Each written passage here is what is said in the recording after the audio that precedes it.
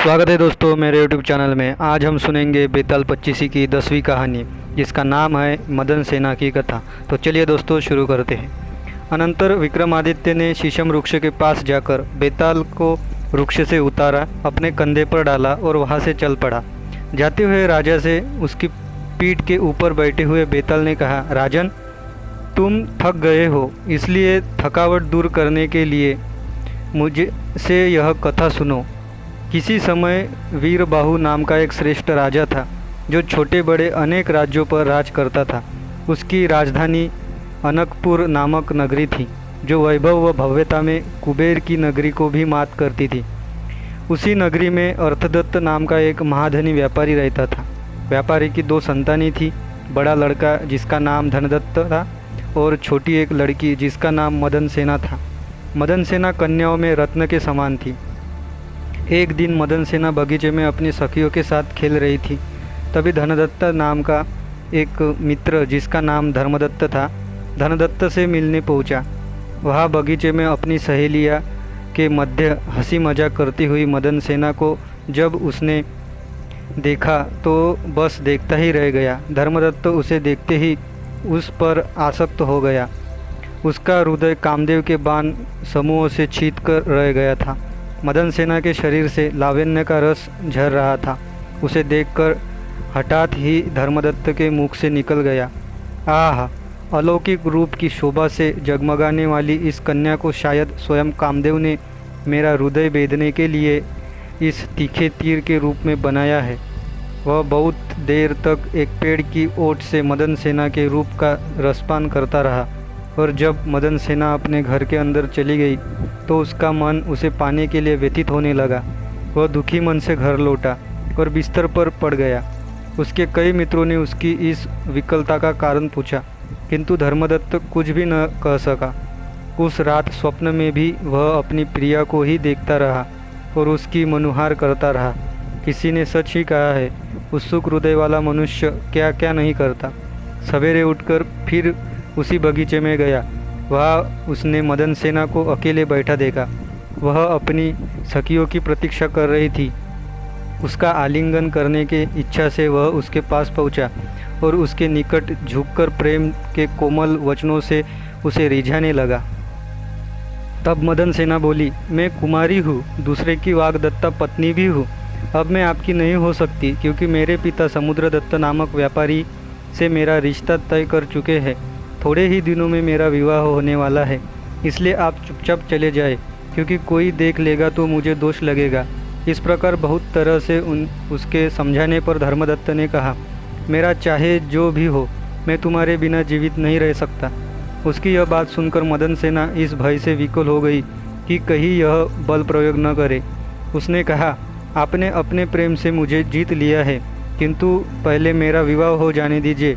पहले पिताजी को कन्यादान का चिर आकांक्षित फल प्राप्त हो जाए, फिर मैं आपके पास चली आऊँगी। यह सुनकर धर्मदत्त ने कहा, मैं यह नहीं चाहता कि मेरी प्रिया मुझे से पहले किसी और को हो चुकी हो, क्योंकि दूसरा जिसका रस ले चुका हो क्या उस कमल पर भौरा प्रीति रख सकता है।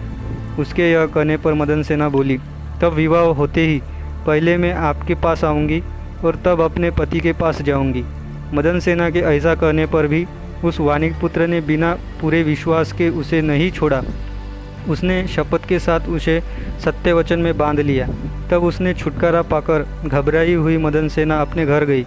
विवाह का समय आने पर जब उसके विवाह का मंगल कार्य समाप्त हुआ, तब वह पति के घर आई। हंसी खुशी में दिन बिताकर रात के समय वह पति के साथ शयन कक्ष में गई। वहाँ पलंग पर बैठकर भी उसने अपने पति समुद्रदत्त की आलिंगन आदि चेष्टाओं को स्वीकार नहीं किया। समुद्रदत्त ने जब अपनी मीठी मीठी बातों से उसे रिझाने की कोशिश की तो मदन सेना की आंखों में आंसू भर आए। तब समुद्रदत्त ने यही सोचकर कि शायद इसे मैं पसंद नहीं हूँ, मदन सेना से कहा, सुंदरी, यदि तुम्हें मैं पसंद नहीं हूँ तो मुझे भी तुमसे कोई काम नहीं है। तुम्हें जो प्रिय हो तुम उसी के पास चली जाओ। यह सुनकर मदन सेना ने सिर झुका लिया। फिर धीरे धीरे वह बोली, आर्यपुत्र, आप मुझे प्राणों से भी अधिक प्रिय है, किंतु मुझे आपसे कुछ कहना है। आप उसे सुने और मुझे अभयदान दे, ताकि मैं सच्ची बात आपसे कह सकूं। बड़ी कठिनाई से उसके ऐसा कहने पर समुद्रदत्त ने उसका आग्रह स्वीकार कर दिया।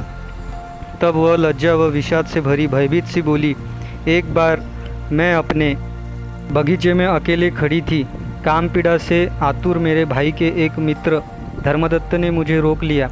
जब वह जीत पर उतर आया तब मैंने पिता को कन्यादान का फल मिल सके और निंदा भी न हो, इस विचार से उसे वचन दिया कि विवाह हो जाने पर मैं पहले उसके पास आऊँगी, तब अपने पति के पास जाऊँगी। अतः स्वामी, आप मुझे अपने सत्य वचन का पालन करने की अनुमति दें।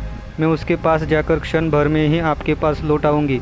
बचपन से मैंने जिस सत्य का पालन किया है उसे मैं छोड़ नहीं सकती। उसकी बातें सुनकर समुद्रदत्त आहत सा हो गया, लेकिन वह वचन से बंध चुका था, इसलिए सोचता रहा, अन्य पुरुष में आसक्त इस स्त्री को धिक्कार है। यह जाएगी तो अवश्य ही, फिर मैं इसे सत्य से क्यों डिगाऊँ। इससे मेरा विवाह हुआ है, इसका आग्रह मुझे स्वीकार करना ही चाहिए। यह सब सोचकर समुद्रदत्त ने उसे जाने की अनुमति दे दी। वह उठी और अपने पति के घर से बाहर निकल गई। अंधियारी रात में मदन सेना अकेली ही जा रही थी। तभी मार्ग में किसी चोर ने दौड़कर उसका रास्ता रोक लिया। चोर ने जब उससे पूछा, तुम कौन हो और कहाँ जा रही हो, तब डरती हुई मदन सेना ने कहा, तुम्हें इससे क्या प्रयोजन, मेरा रास्ता छोड़ दो, यहाँ मुझे कुछ काम नहीं है। चोर ने कहा, मैं तो चोर हूँ, तुम मुझसे छुटकारा कैसे पा सकती हो। यह सुनकर मदन सेना बोली, तब तुम मेरे गहने ले लो। चोर ने कहा, अरे भोली, इन पत्थरों को लेकर मैं क्या करूँगा। तुम्हारे मुख का चंद्रकांत मणि के समान है, काले केश नागमणि के मानिंद है, कमर हीरे का समान है, शरीर सोने जैसा है, अवयव पद्मराग मणि के समान है। तुम स्वयं ही एक जीती जागती अप्सरा हो, मैं तुम्हें किसी तरह नहीं छोड़ूंगा। चोर के ऐसा कहने पर उस वानिक पुत्र ने विवश होकर अपना वृत्तांत सुनाने के बाद उस चोर से प्रार्थना करते हुए कहा, क्षण भर के लिए तुम मुझे क्षमा करो, तुम यहीं ठहरो, तब तक मैं अपना वचन पूरा करके शीघ्र ही तुम्हारे पास आ जाऊंगी। मैं अपने इस वचन का उल्लंघन नहीं करूंगी। यह सुनकर उस चोर ने उसे सच्चाई पर अटल रहने वाले समझा और उसे छोड़ दिया। तत्पश्चात वह चोर वहीं रुककर उसके लौटने की प्रतीक्षा करने लगा। मदन सेना धर्मदत्त के पास पहुंची। वह मदन सेना को जी जान से चाहता था। उसे इस प्रकार रात्रि के समय अपने पास आई हुई देखकर उसने सारा वृत्तांत पूछा। सोचने के बाद वह बोला, मदन सेना, तुम्हारी सच्चाई में संतुष्टि है, लेकिन अब तुम पराई स्त्री हो, अतः इससे पहले कि तुम्हें कोई देख ले, तुम यहाँ से आई हो वही वापस चली जाओ। इस प्रकार धर्मदत्त ने जब उसे छोड़ दिया तब वह उस चोर के पास आई जो मार्ग में उसकी प्रतीक्षा कर रहा था। चोर के यह पूछने पर कि तुम जहाँ गई थी वहाँ का हालचाल सुनाओ, मदन सेना ने वह सारी बातें सुनाई जो धर्मदत्त ने कही थी।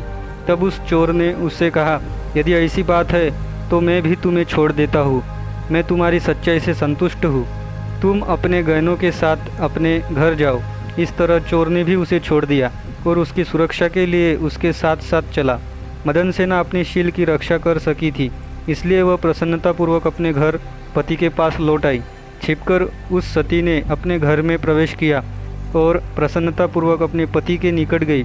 उसे देखकर जब उसके पति ने पूछा तो उसने सारा वृत्तांत तो उसे बतला दिया। समुद्रदत्त ने जब देखा कि उसके चेहरे की कांति कुनमलाई नहीं है, न ही उसके शरीर पर किसी पर पुरुष से मिलने का कोई चिन्ह है और उसका मन भी शुद्ध है, तो उसके मदन सेना को अखंडित चरित्र वाली सती स्त्री मानकर उसका सम्मान किया। अनंतर वह उसके साथ सुखपूर्वक सफल दाम्पत्य जीवन निर्वाह करने लगा। उस शमशान में यह कथा सुनाकर बेताल ने राजा विक्रमादित्य से फिर यह कहा, राजन, अब यह बतलाओ कि उस चोर और उन दोनों वानिक पुत्रों में से त्यागी कौन था। यदि जानते हुए भी तुम इस प्रश्न का उत्तर न दोगे तो तुम्हारा सिर 100 टुकड़ों में फट जाएगा। मौन त्याग कर राजा ने बेताल से कहा, हे योगेश्वर, त्यागी उनमें से वह चोर ही था, दोनों वानिक पुत्र नहीं। समुद्रदत्त ने उसके विवाहित होने पर ही उसे त्याज्य समझकर उसका त्याग किया था। वह कुलीन वानिक अपनी स्त्री को दूसरे के प्रति आसक्त जानकर भी कैसे अपनाता। दूसरे वानिक का हृदय वेग समय पाकर मंद हो गया था। फिर उसे इस बात का डर भी हुआ होगा कि सारी बातें जानकर उसका पति सवेरा होने पर राजा से कह देगा और राजा उसे दंड दिए बिना नहीं मानेगा। अतः उसने भी मदन सेना को छोड़ दिया। लेकिन चोर को तो कोई डर ही नहीं था, वह तो गुप्त रूप से पहले ही पाप कर्म में लगा हुआ था। उसने जो आभूषण सहित पाई हुई स्त्री को छोड़ दिया, इससे वही सच्चा त्यागी था। बेताल को अपने प्रश्न का सही उत्तर मिल गया, अतः वह पहले की भांति ही राजा के कंधे से फिसलकर वापस शीशम वृक्ष की ओर उड़ गया। राजा भी अपना असीम धैर्य खोए बिना उसे ले आने के लिए पुनः उस ओर चल पड़ा। दोस्तों, आप सुन रहे बेताल 25 की कहानियाँ। इसी तरह की कहानियाँ सुनने के लिए मेरे चैनल को सब्सक्राइब